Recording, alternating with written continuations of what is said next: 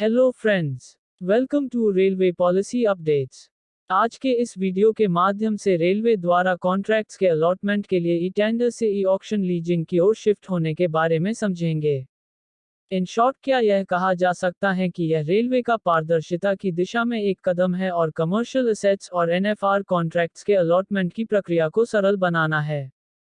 इसे समझने के लिए हमें ई ऑक्शन के फीचर्स जानने होंगे और इसके फीचर्स की तुलना ई टेंडर से करनी होगी। इस क्रम में पहले हम यह जानते हैं कि ई ऑक्शन क्यों।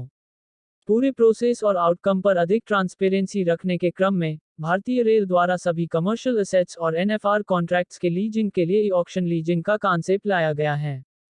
कमर्शियल एसेट्स में पार्किंग लॉट्स एसएलआर और वीपी में पार्सल स्पेस, कैटरिंग स्टॉल्स, पे and use toilets, commercial publicity इत्यादि शामिल हैं। ई ऑक्शन लीजिंग कॉन्ट्रैक्ट्स के आवंटन की पूरी प्रक्रिया को आसान करेगा एवं पैसों की भी बचत करेगा। सिंप्लीफाइड प्रोसीजर और अधिक लिक्विडिटी के कारण कॉन्ट्रैक्टर्स और वेंडर्स के लिए यह अधिक बेनिफिशियल होगा, जिसे ई टेंडर से तुलना कर आसानी से समझा जा सकता है। वेंडर्स और कॉन्ट्रैक्टर्स को लाभ। फर्स्ट, ई टेंडर में टेंडर डॉक्यूमेंट कॉस्ट लिया जाता था, जबकि ई ऑक्शन में टीडीसी का कॉन्सेप्ट नहीं है। इससे मनी सेविंग होगी। सेकंड, ई टेंडर में अर्नेस्ट मनी डिपॉजिट अर्थात ईएमडी पूरे कॉन्ट्रैक्ट वैल्यू का 2% होता था, जबकि ई ऑक्शन लीजिंग में ईएमडी एनुअल बिड वैल्यू का 2% होता है। इससे प्रोसेसिंग समय कम होगा एवं मनी सेविंग भी होगी।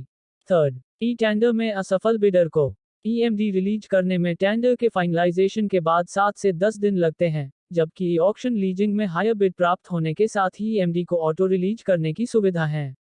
इससे प्रोसेसिंग टाइम कम होगा एवं पैसे को इंस्टेंट रिलीज करने की सुविधा प्राप्त होगी। फोर्थ, ई टेंडर में सिक्योरिटी डिपॉजिट के रूप में लास्ट ईयर के कॉन्ट्रैक्ट वैल्यू के आधार पर 6 महीने का लाइसेंस फी भरना होता है, जबकि ई ऑक्शन लीजिंग में एक्सेप्टेड रेट्स के आधार पर एनुअल कॉन्ट्रैक्ट वैल्यू का 5% सिक्योरिटी डिपॉजिट के रूप में जमा करना होता है। इससे अधिक पैसों के बचत होगी एवं लिक्विडिटी इन हैंड बढ़ेगी।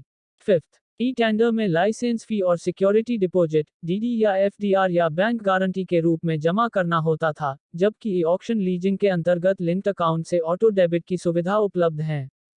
इससे प्रोसीजर आसान होगा एवं बैंक चार्जेस के रूप में पैसों की बचत होगी। सिक्स्थ, ई टेंडर में लाइसेंस फी एनुअली या हाफ ईयरली जमा की जाती है, जबकि ई ऑक्शन में लाइसेंस फी क्वार्टरली आधार पर जमा करना होगा। इससे लिक्विडिटी अधिक होगी। सेवेंथ, ई टेंडर में सीक्रेट बिडिंग का कंसेप्ट है, जबकि E auction leasing closed ended bidding पर आधारित है।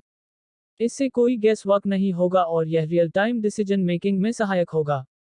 एथ, ई टेंडर में फाइनेंशियल डॉक्यूमेंट्स का वेरिफिकेशन बिड कंसीडरेशन के पहले ही किया जाता है और लास्ट तीनों ईयर के फाइनेंशियल डॉक्यूमेंट्स को कंसिडर किया जाता है, जबकि ई ऑक्शन लीजिंग में फाइनेंशियल डॉक्यूमेंट्स का वेरिफिकेशन बिड कंसीडरेशन के बाद किया जाता है और लास्ट तीनों ईयर में से कोई एक फाइनेंशियल डॉक्यूमेंट्स को कंसिडर किया जाता है। इससे प्रोसीजर आसान होता है एवं डॉक्यूमेंट्स अरेंज करना आसान होता है।